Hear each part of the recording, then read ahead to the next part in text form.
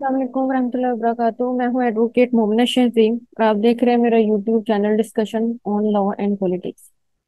आज का जो मेरा टॉपिक ऑफ डिस्कशन है वो कोड ऑफ क्रिमिनल प्रोसीजर का एक बहुत अहम हिस्सा है। और आप ये समझ लें कि जिससे ट्रायल की शुरुआत होती है वो मामला जो है हम डिस्कस करेंगे।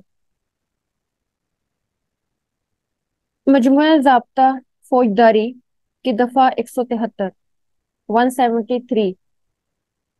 आपको ये पता है कि ये बड़ी अहमियत की हामिल है क्योंकि इसके जरिया से चालान सबमिट करवाया जाता है।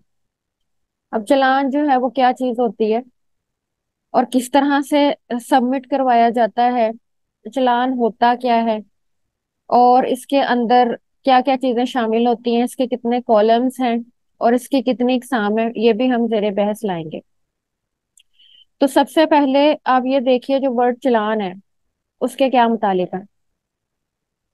इसको 173 की रिपोर्ट भी कहा जाता है और चालान भी कहा जाता है। यानी कि ये दोनों अल्फाज ही इस्तेमाल हो सकते हैं कि चालान जेर दफा 173। और दूसरी तरफ अगर ये बोला जाए कि 173 की रिपोर्ट मजिस्ट्रेट के सामने पेश की गई तो इसका मतलब भी चालान ही है। तो ये दोनों अल्फाज इस्तेमाल होते हैं आम प्रैक्टिकल लाइफ में। अब चालान से क्या मुराद है उसकी तरफ आते हैं। जब भी किसी जुर्म की बाबत कोई तफ्तीश मुकम्मल होती है जिसे हम इन्वेस्टिगेशन कहते हैं तो उस रिपोर्ट को एसएचओ इलाका मजिस्ट्रेट को भेजता है। SHO stands for station house officer, ताकि इलाका मजिस्ट्रेट इस पर अगली कार्रवाई को शुरू कर सके। और इसको 173 की रिपोर्ट भी कहते हैं और इसके साथ कालिम होते हैं। अब ये वो कहानी है जो हम जेर दफा 173 पढ़ रहे हैं। उसके अंदर दो उसके सब क्लॉजेज हैं 173 में। और उसके अंदर यही सारी चीज लिखी हुई है कि कौन पेश करता है, किसके सामने पेश की जाती है। ठीक है। फिर चालान जो है वो कितने डेज में मुकम्मल होता है, अगर उतने डेज में मुकम्मल ना हो तो वो चालान की कौन सी किस्म होती है।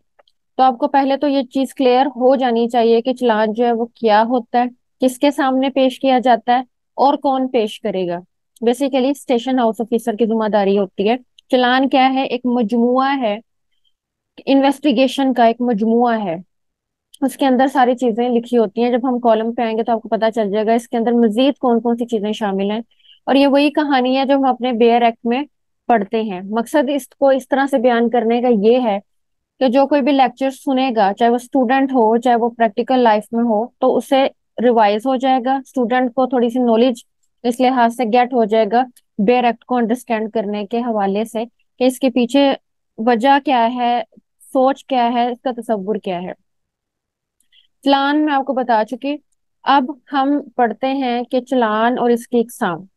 एक्चुअली जो इकसाम है ये कोई सेट रूल नहीं है, ये इसकी नोयत के एतबार से इसकी काइंड्स बना ली गई हैं। और एक बात बहुत अहम वाजे भी है कि ये कोई कानून में नहीं लिखी हुई है इकसाम। एक्चुअली जब हम प्रैक्टिस में जाते हैं तो हमें आइडिया होता है कि इसको किस तरह से पुकारा जाता है।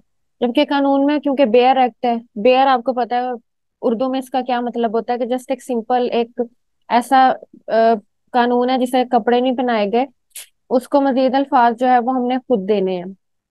तो इस लिहाज से चालान के भी इकसाम पढ़ रहे हैं कि अमूमी तौर पर जब हम प्रैक्टिकल लाइफ में मूव करते हैं तो चालान को किस लिहाज से पुकारा जाता है कि इसकी कितनी इकसाम है।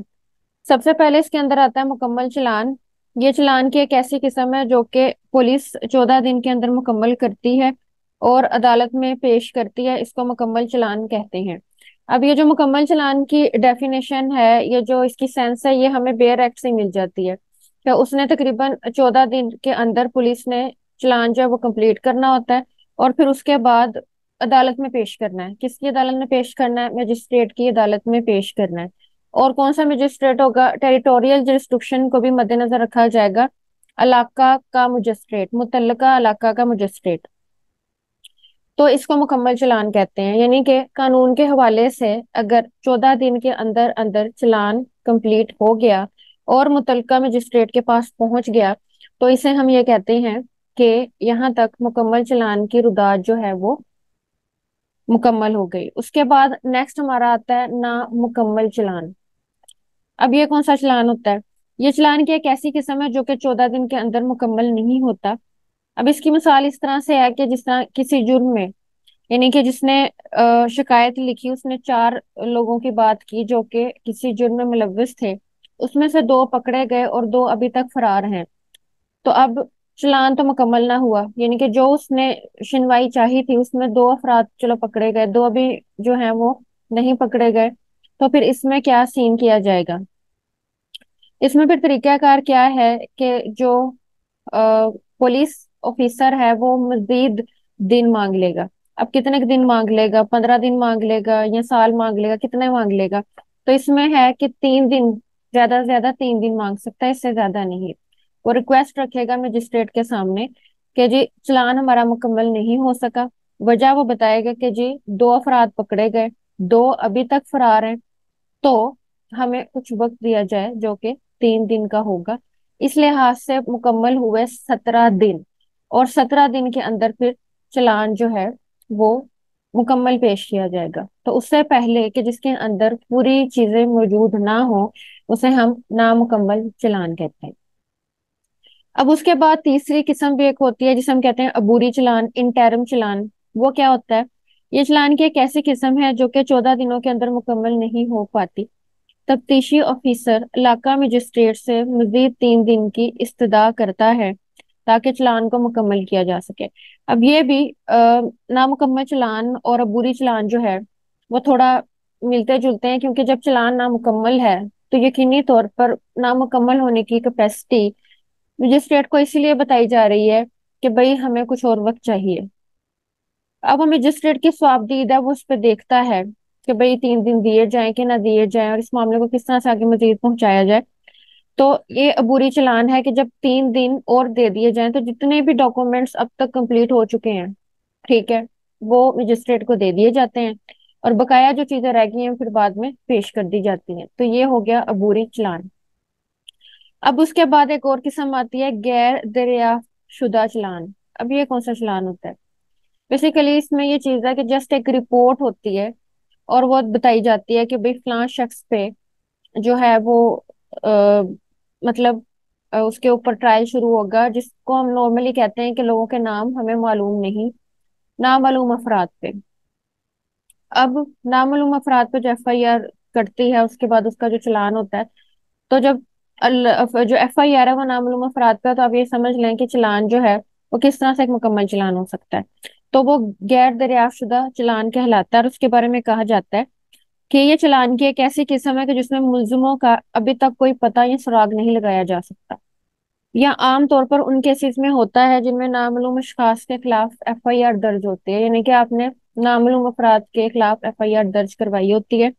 उसमें हो जाता है कि ऑफेंस का इल्म दे दिया जाता है, ऑफेंस का इल्म रजिस्ट्री तक पहुंच गया। अब जिन लोगों ने की उसका हमें इल्म नहीं है, हम शक की बिना पर लोगों को पकड़ते हैं। उसके बाद है फो शुदगान का चालान। फोर्थ शुदगान का चालान यानी कि ऐसे लोग जो कि मर चुके हैं उनके मामलात आ जाते हैं, और उसे अबेट चालान कहते हैं। अबेट चालान। अबेट चालान अगर कभी पेपर में पूछ लिया जाए, ये एक ऐसी किस्म है जो कि बहुत ज्यादा हिडन है, और अगर आपसे पूछा जाए what is meant by abet challan, तो आप बिल्कुल कंफ्यूज होंगे कि भाई ये चालान की कौन सी किस्म हो सकती है। तो ये चालान की एक ऐसी किस्म है जो कि ऐसे मुल्जमान के बारे में बताई जाती है जो कि मर चुके हों, और इसको अबेट चालान कहते हैं।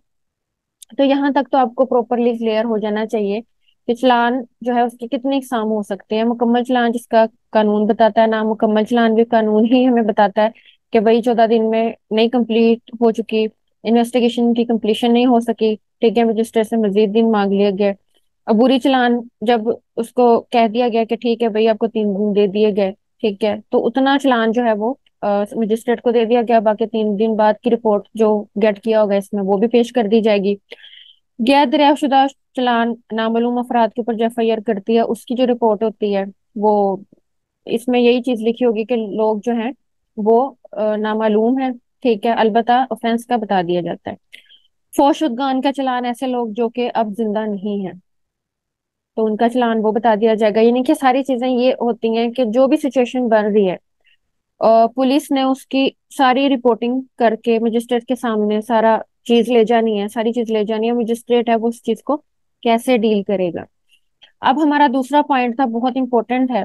अक्सर यहाँ पे मैं कह देती हूँ थोड़ी बात कि स्टूडेंट्स जो हैं, जब वो स्टडी कर रहे होते हैं, क्योंकि उनको प्रैक्टिकली तौर पर इतना हाव नाव नहीं होती। इवन जो प्रैक्टिस में अब न्यू भी आए हैं उनको भी इतना हाव नाव नहीं होती। टाइम बाय टाइम इंसान सीख जाता है कि वो एफआईआर के कॉलम और चालान के कॉलम जो है उसके अंदर उन दोनों को मिक्स कर देते हैं। और वो समझते हैं कि भाई 6 इसके कॉलम है। बाज दफा एमसीक्यू में पूछा जाता है कि कॉलम्स कितने हैं चालान के, तो आपके माइंड में होता है कि हाँ 6। तो 6 एफआईआर के कॉलम होते हैं, चालान के कॉलम 7 होते हैं। अब उसके अंदर क्या क्या चीजें लिखी होती हैं वो हम देखते हैं। नंबर 1, कॉलम नंबर 1 में मुद्दई या इतला दहिंदा का नाम होता है। अब मुद्दई का वर्ड इतना बेहतर नहीं है क्रिमिनल के लिए, तो हम इतला दहिंदा का नाम बताएंगे, जो कि इन्फॉर्मर था जिसने कि एफआईआर कटवाई। कॉलम नंबर 2 में उन मुल्जिमान का नाम होता है तो जिनको पुलिस ने बेगुनाह किया हो या जिनको पुलिस ने इश्तिहारी करार दिया हो, यानी कि उनके बारे में कोई कंफ्यूजन नहीं है।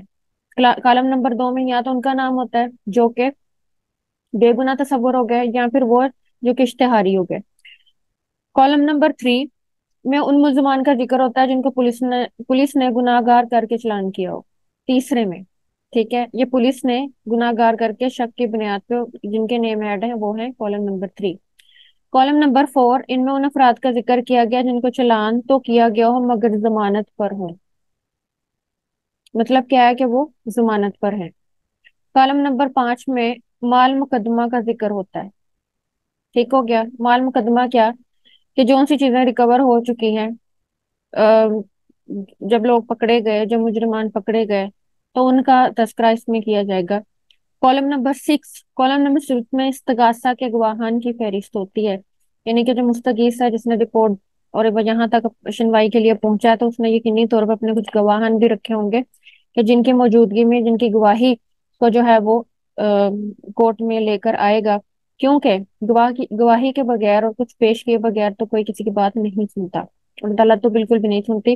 कॉलम नंबर 7 में मुकदमा के हालात वाकया जिसे हम कहते हैं सर्कमस्टेंसेस, उसका जिक्र होगा। और तफ्तीशी ऑफिसर की राय तहरीर होती है, यानी कि इन्वेस्टिगेशन ऑफिसर जो है उसने भी अपना कोई नोट लिखना होता है, और अगर वो लिख सकता है इसमें तो वो कॉलम नंबर 7। क्योंकि पुलिस ने, नो डाउट के पुलिस के सामने किए गए स्टेटमेंट्स की कोई इतनी वुकत नहीं होती, और मजिस्ट्रेट के सामने किए गए जो स्टेटमेंट्स हैं उन्हीं की वुकत है, उन्हीं की अहमियत है। लेकिन ये एक ऐसा अदारा है कि जिसने इन्वेस्टिगेशन तक का काम अंजाम दिया। अगर तो फेयर इन्वेस्टिगेशन है तो वो अदालत की रहनुमाई करने में, उसकी मदद करने में बहुत बेहतर है।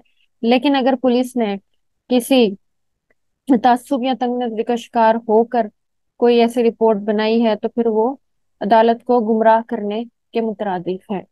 तो आप ये देख लिए, बहुत इंपॉर्टेंट चीज सबसे पहले जो मैंने बताई वो मैंने बताया कि चालान होता क्या है।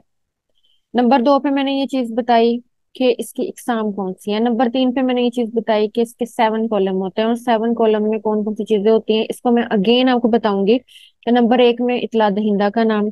नंबर 2 में ऐसे मुल्जमान का तस्करा कि जिसको या तो पुलिस ने कह दिया कि जाए, मतलब बेगुनाह तस्वुर किया, और जहाँ जिनको इश्तिहारी कह दिया। नंबर 3 पे ऐसे मुल्जमान का तस्करा कि जिसमें पुलिस ने उनको गुनाहगार तस्वुर किया और चालान में उनका नाम दर्ज कर लिया। नंबर 4 में उन अफराद का जिक्र है कि जिनको चालान तो किया गया है बट वो उनका तस्करा जिक्र चालान में है मगर जमानत पर है।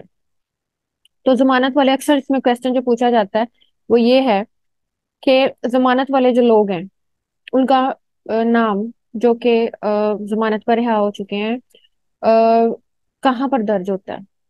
ठीक है, तो हमने ये बताना है कि वो हमारा आता है कॉलम नंबर 4। शक की बुनियाद पर जिनका नाम है वो है कॉलम नंबर 3, यानी कि पुलिस ने खुद देखा कि भाई ये लोग भी मुलव्वस हो सकते हैं। कॉलम नंबर 5 में आगे माल मुकदमा। ठीक है, कॉलम नंबर 6 में हो गए इस्तगासा के गवाहान की फहरिस्त। ये इंपॉर्टेंट क्वेश्चन है, ये भी पूछा जाता है कि जो मुस्तगीस है, मुस्तगीस कंप्लेनेंट, उसके जो गवाहान हैं उनके नेम कहाँ पर होंगे? कॉलम नंबर 6 में। और कॉलम नंबर 7 जो कि आखिरी कॉलम है, उसके अंदर आपने ये देखना है कि जिस तरह हम किसी चीज का कंक्लूजन निकालते हैं, the same sense deal with it. ठीक है, कि हमारा जो 7वां कॉलम है उसके अंदर सिर्कमस्टेंसेस। ठीक है, क्योंकि सिर्कमस्टेंसेस ऑफ केस जो है वो मैटर करते हैं, उसी से हमें फैक्ट्स मिलते हैं, उसी से हमारी जो सेंस है वो डेवलप होती है। और दूसरी चीज जो आती है वो तफ्तीशी अफसर की राय तहरीर होती है, यानी कि एक शख्स जिसने इन्वेस्टिगेशन की और अब तक वो रिपोर्ट सारी तैयार होकर आई, तो उसने बहुत कुछ ऑब्जर्व किया होता है। इन केस के अगर वो ऑब्जर्वेशन फेयर है और वो बड़ी डीप इनसाइट की है, तो ये अदालत के लिए बड़ी रहनुमाई का बायस बनती है। तो होप सो कि आपके लिए ये लेक्चर भी बड़े रहनुमाई का बायस बना होगा। अस्सलाम वालेकुम वरहमतुल्लाहि वबरकातुहू।